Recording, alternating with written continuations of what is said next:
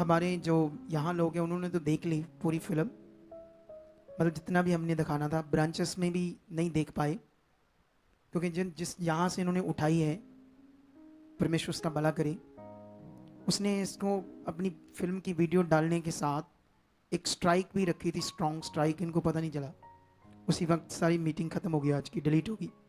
जो पीछे हमारी पूरी मीटिंग थी वो अब तुम देख नहीं पाओगे, क्योंकि वो उसी वक्त खत्म हो गई। क्योंकि जिन्होंने ये डाली थी वीडियो अपने चैनल पर, अभी मसीह जीवन उनके अंदर नहीं था।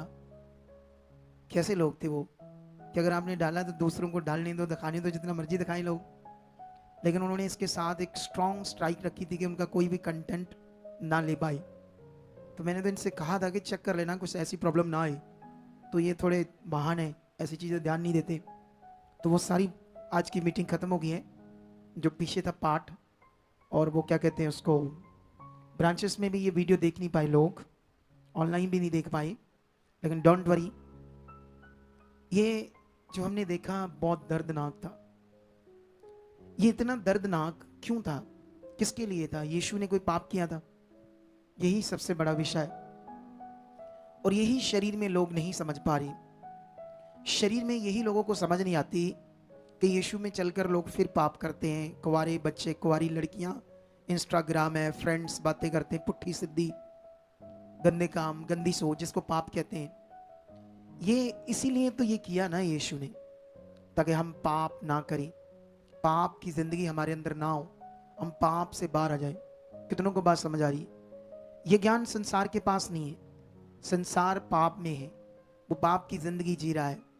हमारा एक दो बंदा को गलत हुआ या नहीं हुआ, उसको फंसा दिया, जेल में डाल दिया, पूरी दुनिया में रौला डाल दिया। रोज वीडियोस आती है लोगों के, गुरुद्वारे मंदिर में पुजारी, पंडित, पाठी, रोज रोज जो तुम्हें वीडियोस मिलेंगी छोटे छोटे बच्चों से शोषण करते हुए। हम तो इसलिए नहीं बोलते, हमें पता वो पापी हैं, उनके अंदर पाप है, तो हमें तो कोई जरूरत नहीं बोलने की। लेकिन ये सीख लो, अगर ये वीडियो तुमने देख ली तो आज से फिर परमेश्वर के लिए जीना है। आज से किसके लिए? क्योंकि बाइबल के अकॉर्डिंग ये खतरनाक जो दर्द, मौत यीशु ने अपने ऊपर ली, वो जस्ट हमारे लिए थी, हमारे पाप के लिए। तो आइए आज के सरमन से कई सारी बातें सीखते हैं, ताकि ये पूरा टॉपिक हमें समझ आए, ताकि आज का वचन हमारी जिंदगी में एक बड़ा जबरदस्त काम लाए। सबसे पहले हम जानते कि आज एक जिस दिन को हम विश्वास कर रहे हैं, जब मना रहे हैं, जिस दिन हम बैठे हैं आज, गुड फ्राइडे, इसका मैं तुम्हें आज ज्ञान देता हूं अच्छे से, और तुम लोगों ने इसे अच्छे से समझकर अपनी जिंदगी में रखना है। फिर तुम्हारी जिंदगी में, जैसे बाइबल में लिखा, तुम जय के उस्तव में परमेश्वर तुम्हें लिए फिरेगा। तभी तुम्हें जय के उस्तव में वो परमेश्वर लिए फिरेगा जब तुम्हारी जिंदगी में यीशु मसीह के आने का मीनिंग अच्छे से क्या हो रहा होगा, पूरा हो रहा होगा। तो इसलिए आज हम लोग इस वचन को अच्छे से सीखेंगे पवित्र ग्रंथ बाइबल से। और सबसे पहले मैंने कल गुड फ्राइडे को आप लोगों को यीशु मसीह के जैसे यीशु मसीह ने आना है पृथ्वी पर, वो तो पहले से ही भविष्यवक्ताओं के द्वारा लिखा गया।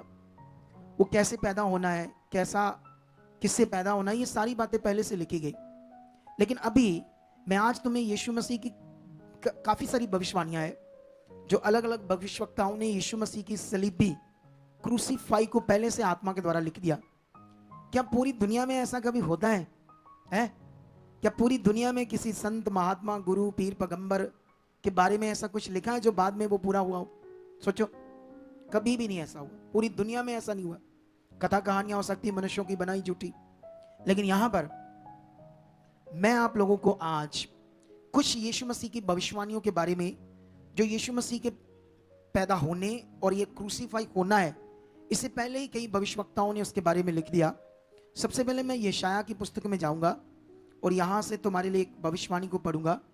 ये यशाया, इंग्लिश में इसको इज़ाया भी बोलते हैं, और ये 53 चैप्टर का 4 से लेकर 6 हम पढ़ेंगे। अगर पूरा पढ़ोगे तो तुम्हें बहुत सारी समझ आएगी। 53 अध्याय यशाया का पूरा पढ़ लेना घर जाकर, अच्छे से इसको रीड करना, 2-3 बार इस पर मनन करना। लेकिन फिलहाल हम ये थोड़ा सा पढ़ेंगे।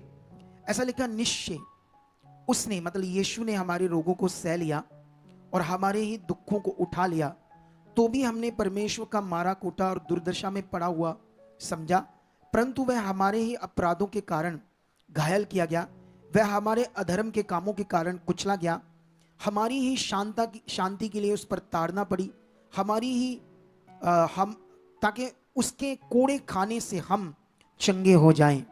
हम तो सबके सब भेड़ों के समान भटक गए थे, हम में से हर एक ने अपना अपना मार्ग लिया, और यहोवा ने हम सबों के अधर्म का बोझ उसी पर लाद दिया। ये पहले से लिखा गया वचन है, सोच कर देखो। पवित्र आत्मा एक इंसान के अंदर काम करता है, परमेश्वर का पवित्र आत्मा, और वो जब उसके अंदर पवित्र आत्मा काम करता है तो वो डिवाइन चीजें करता है, स्वर्गीय चीजें। तुम में से कोई भी कर सकता है ये, पवित्र बनकर परमेश्वर की इच्छा में चलकर। कितनों को बात समझ आ रही? लेकिन सवाल ये है, तुम्हारी जिंदगी में पाप तो नहीं है? ये जो तुमने इतना दुख देखा है, समझ लो तुम्हें पाप से छुड़ाने के लिए, अगर तुम यीशु पर विश्वास करते हो और तुम्हारी जिंदगी में फ्रेंड है गंदी चैट करते हो, तुम कोई भी हो सकता है यहाँ, लेकिन याद रखना फिर ये जो तुम्हारे लिए यीशु मसीह ने पूरा किया, फिर तो तुम्हारी जिंदगी में उसका मीनिंग ही नहीं है, उस क्रूसीफाई का तुम्हारे अंदर वो फेथ ही नहीं है। तुम्हारा फेथ जस्ट क्या है? अपने काम के लिए, क्योंकि दुनिया में वो काम नहीं होते, चंगाई नहीं मिलती दुनिया में। इसीलिए शैतान लोगों के मुंह से झूठ फैला रहा है कि यहाँ चर्च में कोई काम नहीं होते, ये है वो है, समझते हो? लेकिन 100% होते हैं। वचन में हजारों साल पहले जो कुछ लिखा गया, सब कुछ क्या हो रहा है पृथ्वी के ऊपर, पूरा हो रहा है। लेकिन यहां पर हमने अगर पूरा पढ़ोगे तो और भी समझ आएगी। लेकिन अभी हम भजन संहिता का भी एक वचन पढ़ते हैं, जो दाऊद ने भी आत्मा में आकर इसे, दाऊद ने कई सारी बातें लिखी, दाऊद ने बहुत सारी भविष्यवाणियां लिखी। जानते हो, एक भविष्यवाणी को तो पतरस भी शेयर करता है यहूदियों के साथ, क्योंकि यहूदी लोग ये जो काले काले कपड़े थे ना, ये सब यहूदी थे जो कह रहे थे क्रूस पर चढ़ाओ। ठीक है, अभी मैं तुम्हारे लिए एक वचन पढ़ता हूं, उसके बाद तुम्हें और समझाता हूं।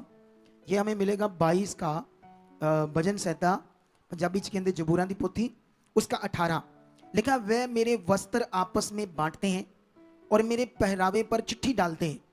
यीशु मसीह के गले में जो कुर्ता था, जो बागा था, तुमने देखा ना, ऐसे फाड़ दिया था उन्होंने, और उसके बाद उन्होंने उस पर चिट्ठी डाली कि कौन लेगा, क्योंकि वो बड़ा कीमती था। कितनों को बात समझ आ रही? लेकिन यहां पर मैं एक भविष्यवाणी, कई सारी भविष्यवाणियां हैं जो दाऊद ने आत्मा में होकर की, लेकिन मैं इसको तुम्हारे लिए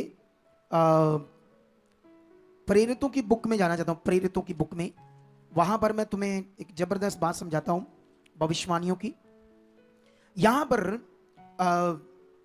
ये यशाया में लिखा है, लेकिन कहां लिखा यशाया में मैं तुम्हें पढ़ाता हूं बाद में, ठीक है? लेकिन सबसे पहले ये थोड़ा सा सुन लेते हैं यहां से। ये 2 अध्याय प्रेरितों की बुक, पंजाबी में कहते हैं रसूलों के करतब, क्योंकि दाऊद उसके विषय में कहता है, मैं प्रभु को स्वर्दा अपने सामने देखता रहा, क्योंकि वह मेरी दाहिनी ओर था, ताकि मैं डिग न जाऊं। इस कारण मेरा मन आनंदित हुआ और मेरी जीभ मगन हुई, मेरा शरीर भी आशा में बना रहा, क्योंकि तूने मेरे प्राणों को अधोलोक में ना छोड़ेगा और ना अपने पवित्र जन को सड़ने ही देगा। तूने मेरे जीवन का मार्ग बताया है, तूने मुझे अपने दर्शन के द्वारा आनंद से भर देगा। अब ये यहूदियों को, जब यीशु मुर्दों में से जी उठा, तो यहां पर ये उन लोगों को बता रहा कि हम उसके गवाह हैं, कब वो मरा कब वो जिया। सुनो तो देखो, लेकिन ये यहूदियों को उस समय जब परमेश्वर की आत्मा के द्वारा एक अद्भुत काम करके दिखाते हैं, उस समय ये टीचिंग देता है, कहता है, फिर वो उन्हें शिक्षा देता है, तुम्हारा जो दाऊद कुलपति है, तुम्हारे लिए एक पिता के समान है, वो मर गया और उसकी कब्र हमारे बीच आज तक है। लेकिन ये भविष्यवाणी उसने यीशु के बारे में लिखी थी, अपने बारे की बात नहीं करता वो यीशु के बारे में बात करता है कि उसका शरीर सड़ने ना पाया, क्या ना पाया, और उसका प्राण अधोलोक में नहीं गया। कितनों को बात समझ आ रही? यीशु मसीह तो जिंदा हो गया। तो ये बात उन्हें सिखा रहा था, कई सारी भविष्यवाणियां। लेकिन यहां पर अभी मैं मीका की बुक में आपके लिए जाता हूं, वहां पर मीका ने भी भविष्यवाणी की है यीशु मसीह के लिए, लेकिन अलग अलग भविष्यवक्ताओं ने कैसे अलग अलग इन लोगों ने भविष्यवाणी की है। तो मीका का ये 7 अध्याय है, और उसका ये मैं पढ़ूंगा 18 वचन और 19 वचन। क्या लिखा? तेरे समान ऐसा परमेश्वर कहां है, जो अधर्म को क्षमा करे और अपने निज भाग के बचे हुओं के अपराध को ढांप दे।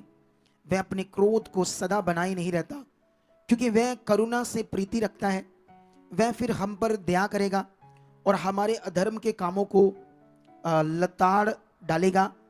तू उनके सब पापों को गहरे समुद्र में